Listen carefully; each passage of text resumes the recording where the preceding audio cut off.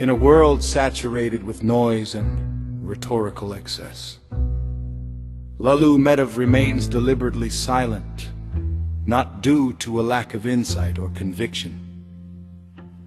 On the contrary, his words are as precise and cutting as glass, yet always carefully weighed. He does not deploy phrases for effect, but measures them in pursuit of truth. And when he speaks, his statements resemble not verdicts, but diagnoses. Metev does not engage in argument for the sake of victory. He does so in pursuit of justice. For him, justice is not a slogan or an ideological ornament, but the state of being, a spiritual and ethical disposition reached gradually through reflection, doubt, humility, and at times silence. He is among those who do not profess belief in human perfection, but insist on the possibility of integrity, the possibility that one might, at least once, act with full honesty, if not before others, then before oneself. In this sense, Metev embodies the archetype of the Libra, not in the astrological, but in the existential sense, the figure of balance between reason and emotion, between civic responsibility and personal anguish, between historical memory and philosophical foresight. He remembers, even and especially when there is incentive to forget. He remembers when he is lied to, and when he is met with silence.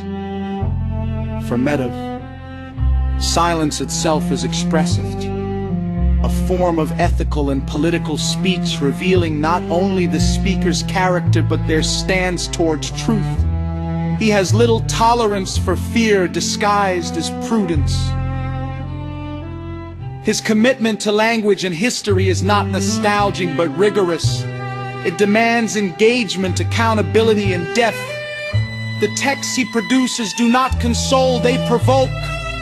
They raise questions of existential weight, such as, who are you when no one is watching? What remains when everything has been given?